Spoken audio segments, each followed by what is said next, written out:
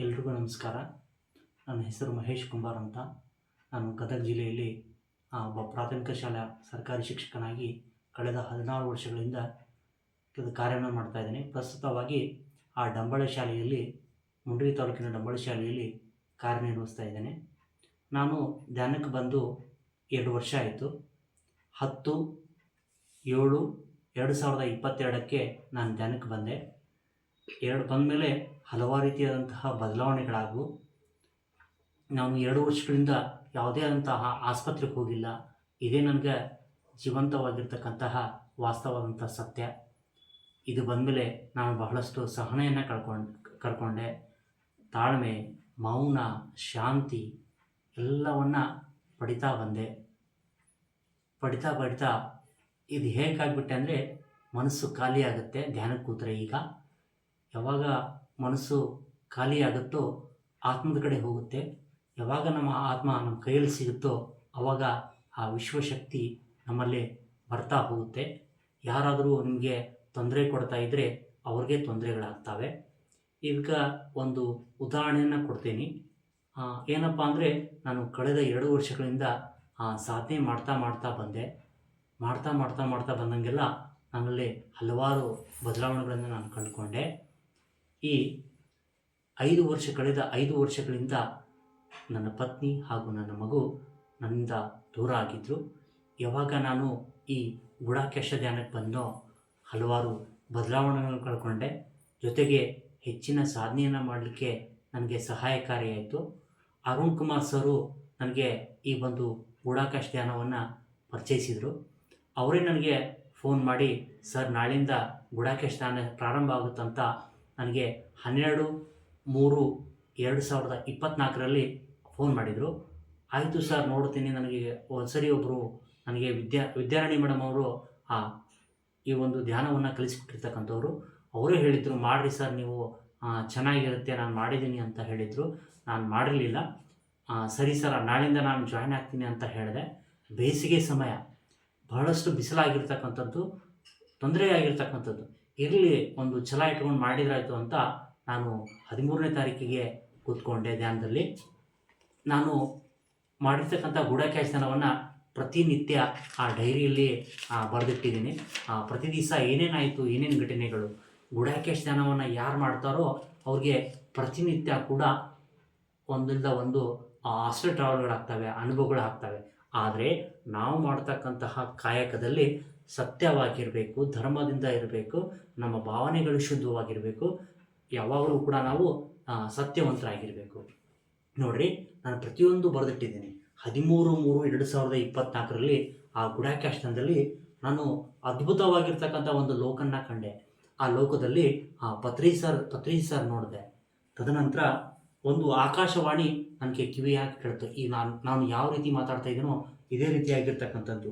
ಅಲ್ಲಿ ಏನು ಬಂತು ಅಂದರೆ, ಸತ್ಯವಂತನಾಗಿರು, ಮೌನವಾಗಿರು, ಹೆಚ್ಚು ಸಾಧನೆ ಮಾಡು ಅಂತ ಕೇಳಿಬಂದಾಗ ನೀವು ಯಾರು ಅಂತ ಕೇಳಿಕೊಂಡೆ. ಆವಾಗ ಅವರು, ನಾನು ಬೇರೆ ಯಾರೂ ಅಲ್ಲ, ಉಮಾ ಅಂತ ಹೇಳಿದರು. ನೀವು ಯಾಕೆ ಬಂದಿದ್ದೀರಾ ಅಂತ ಕೇಳಿದಾಗ, ನಿಮ್ಮ ಸಮಸ್ಯೆ ಇದೆಯಲ್ಲ, ಆ ಸಮಸ್ಯೆ 30 ದಿವಸದಲ್ಲಿ ಸಮಸ್ಯೆ ಬಗೆಹರಿತದ ಅಂತ ಹೇಳಿದರು. ಸರಿ ಅಂತ ನಾನು ಉಮಾ ಅಂತ ಕೇಳ್ಕೊಂಡ್ಮೇಲೆ ಮರುದಿವಸ ಅರುಣ್ ಸರ್ಗೆ ಫೋನ್ ಮಾಡಿ ಕೇಳಿದಾಗ, ಅವರು ಬೇರೆ ಯಾರೂ ಅಲ್ಲ ಸರ್, ಪಾರ್ವತಿ. ಉಮಾ ಅಂದರೆ ಪರಮೇಶ್ವರನ ಇನ್ನೊಂದು ಹೆಂಡತಿ ಹೆಸರು ಪಾರ್ವತಿಯ ಜೊತೆಗೆ ಉಮಾ ಅಂತ ಕರೀತಾರೆ. ಆ ಪಾರ್ವತಿನೇ ನಿಮ್ಮ ಜೊತೆ ಮಾತಾಡಿದ್ದು ಅಂತ ನನಗೆ ಸೀನಿಯರ್ ಪಿರಾಮಿಡ್ ಮಾಸ್ಟ್ರು ಹೇಳಿದರು.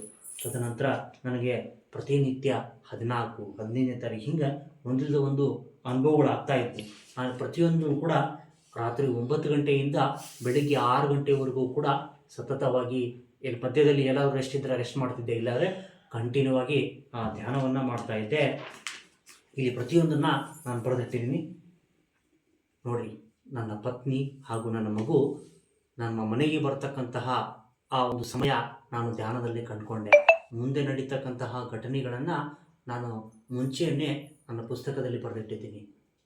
ತದನಂತರ ಪ್ರತಿನಿತ್ಯ ನನಗೆ ಒಂದಿಲ್ಲದ ಒಂದು ಅನುಭವ.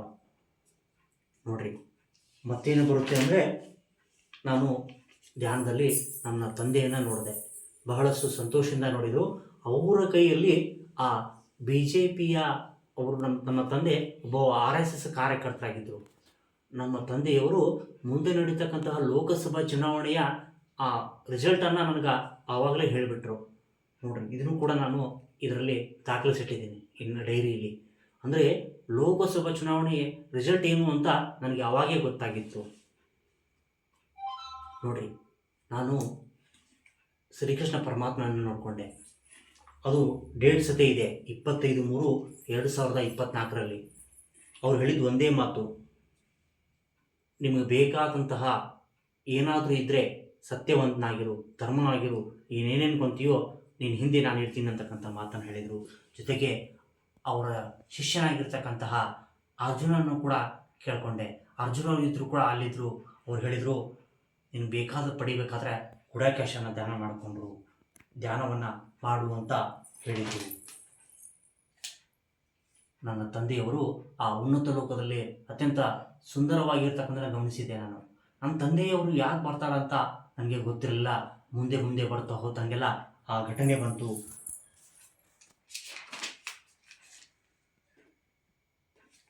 ಏನು ಘಟನೆಯಪ್ಪ ಅಂತಂದರೆ,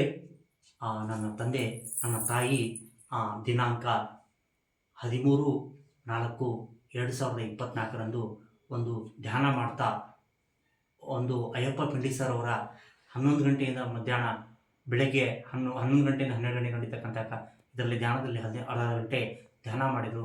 ತದನಂತರ ಒಂದು ಸಣ್ಣದಾಗಿರ್ತಕ್ಕಂತಹ ಹೃದಯಾಘಾತನ ತೀರ್ಕೊಂಡ್ರು. ಅಂದರೆ 13/4 ಅಲ್ಲಿಗೆ ಒಂದು ತಿಂಗಳಲ್ಲಿ ಏನಾಯ್ತಪ್ಪ ಅಂದರೆ, ಆ ಉಮಾ ಮಾಸ್ಟರ್ ನನಗೆ ಹೇಳಿರ್ತಕ್ಕಂತಹ ಸಮಯ ಬಂತು. ಅವತ್ತು ನನ್ನ ತಾಯಿ ತೀರ್ಕೊಂಡ್ರು. ಅವತ್ತೇ ನನ್ನ ಪತ್ನಿ ಹಾಗೂ ನನ್ನ ಮಗಳು ನಮ್ಮ ಮನೆಗೆ ಬಂದರು. ನನ್ನ ಸಮಸ್ಯೆ ಅಲ್ಲೇ ಬಗೆಹರಿತು. ಆವಾಗ ಗೊತ್ತಾಯಿತು, ಗುಡಾಕೇಶ ಧ್ಯಾನ ಎಷ್ಟು ಶಕ್ತಿಶಾಲಿಯಾಗಿದೆ, ಈ ಧ್ಯಾನ ಎಷ್ಟು ಶಕ್ತಿಶಾಲಿಯಾಗಿದೆ, ಇದನ್ನು ನಾನು ಬಿಡಬಾರ್ದು, ಇದನ್ನು ಧ್ಯಾನವನ್ನು ಮಾಡಬೇಕು, ಪ್ರಚಾರವನ್ನು ಮಾಡಬೇಕು ಅಂತ ನಮ್ಮದೇ ಆಗಿರ್ತಕ್ಕಂತಹ ಒಂದು ಯೋಜನೆಯಲ್ಲಿ ನಾವು ಸಾಗ್ತಾ ಇದ್ದೀವಿ. ಇನ್ನೂ ಒಂದು ವಿಶೇಷ ಹೇಳ್ತೀನಿ ನಿಮಗೆ. ಏನಪ್ಪ ಅಂದರೆ, ನಾನು ಪ್ರತಿ ತಿಂಗಳ ನನ್ನ ವೇತನದಲ್ಲಿ 10% ಅಂದರೆ 6,000 ರೂಪಾಯಿಗಳನ್ನು ಆ ಧ್ಯಾನಕ್ಕೆ, ಧ್ಯಾನ ಪ್ರಚಾರಕ್ಕೆ, ದಾನ ಧರ್ಮಕ್ಕೆ ಅಥವಾ ಒಂದು ಬಡವರ ಒಂದು ಸೇವೆಗಾಗಿ, ಅನ್ನದಾನಕ್ಕಾಗಿ ಆ 6,000 ರೂಪಾಯಿಗಳನ್ನು ತೆಗೆದಿಟ್ಟಿರ್ತೇನೆ. ಅದು ಒಂದು ಪಿರಮಿಡ್ ಕಟ್ಟಲಿಕ್ಕಾಗಿರ್ಬೋದು, ಅಥವಾ ಧ್ಯಾನಕ್ಕಾಗಿರ್ಬೋದು, ಅಥವಾ ಧ್ಯಾನದ ಪ್ರಚಾರಕ್ಕೆ ಆಗಿರ್ಬೋದು. ಇನ್ನೂ ಒಂದು ವಿಶೇಷ ಏನಪ್ಪ ಅಂದರೆ, ನನ್ನ ಪತ್ನಿ ಗಂಗಾ ಅವರು ದಿನಾಂಕ 17/4/2024 ಧ್ಯಾನಕ್ಕೆ ಬಂದಿರ್ತಾರೆ. ಅವರು ಬಂದ ಮೇಲೆ ನಾನು ಅವ್ರಿಗೆ ಡೈರಿಯನ್ನು ತೋರಿಸಿದೆ. ಅವರು ಈ ಧ್ಯಾನದಲ್ಲಿ ಇಷ್ಟು ಶಕ್ತಿ ಇದೆಯಾ ಅಂತ ಅವರು ಕೂಡ ಏನು ಮಾಡಿದ್ರಪ್ಪ ಅಂದರೆ, 17/4/2024 ಏನು ಮಾಡಿದ್ರಪ್ಪ ಅಂತಂದರೆ, ಅವರು ಕೂಡ ಧ್ಯಾನಕ್ಕೆ ಬಂದರು.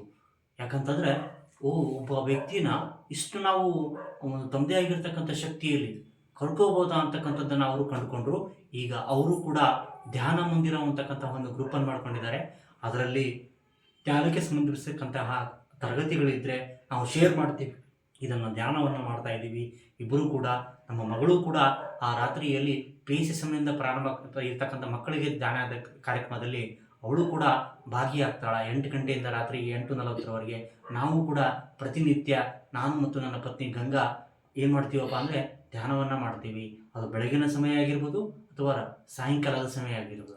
ಈಗ ಏನು ಮಾಡ್ತಿದ್ದೀವಿ ಅಂದರೆ, ಹೆಚ್ಚೆಚ್ಚು ಈ ಧ್ಯಾನವನ್ನು ಮಾಡ್ತಾ ಇದ್ದೀವಿ, ಧ್ಯಾನ ಪ್ರಚಾರ ಮಾಡ್ತಾ ಇದ್ದೀವಿ. ನಾವು ಕೂಡ ಒಂದು ಎಲ್ಲರಿಗೂ ಕೂಡ ಇದರಿಂದ ಒಳ್ಳೆಯದಾಗ್ತಾ ಇದೆ. ನಮಗಾಗಿರ್ತಕ್ಕಂತಹ ಈ ಅನ್ಯಾಯ ಬೇರೆದವ್ರಿಗೆ ಆಗಬಾರ್ದು. ನಾವು ಯಾಕೆ ಈ ಒಂದು ಮಾಡಬೇಕಪ್ಪ ಅನ್ನೋದು, ಗುಡಾಕೇಶ ಧ್ಯಾನ ಮಾಡಬೇಕಪ್ಪ ಅಂತಂದ್ರೆ, ಈ ಧ್ಯಾನ ಯಾಕೆ ಮಾಡಬೇಕಪ್ಪ ಅಂತಂದರೆ, ನಮ್ಮಲ್ಲಿ ಆರೋಗ್ಯದ ವೃದ್ಧಿ ಆಗುತ್ತೆ. ಆಮೇಲೆ ಆರ್ಥಿಕವಾಗಿ ಸಮಸ್ಯೆಗಳು ಬಗೆಹರಿತಾವ. ಜೊತೆಗೆ ಕೌಟುಂಬಿಕವಾಗಿ ಏನಾದರೂ ಸಂಬಂಧಗಳಿದ್ರೆ ಅವು ಕೂಡ್ತಾವ. ನಾವು ಯಾರನ್ನೂ ದ್ವೇಷ ಮಾಡಲ್ಲ. ಈ ಧ್ಯಾನ ಮಾಡೋದ್ರಿಂದ ಎಲ್ಲರನ್ನ ಪ್ರೀತಿಯಿಂದ ಕಾಣ್ತೀವಿ. ಎಲ್ಲರನ್ನು ಯಾರನ್ನೂ ಕೂಡ ದ್ವೇಷ ಮಾಡೋಲ್ಲ.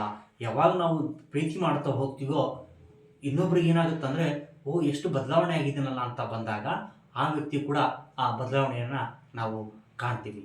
ನಮ್ಮ ಉದ್ದೇಶ ಇಷ್ಟೇ, ನಾವು ಬಂದಿರತಕ್ಕಂಥದ್ದು ಪ್ರೀತಿಯನ್ನು ಪಡೆದು ಪ್ರೀತಿಯನ್ನು ಹಂಚಲಿಕ್ಕೆ, ದ್ವೇಷವನ್ನು ದೂರ ಮಾಡಲಿಕ್ಕೆ.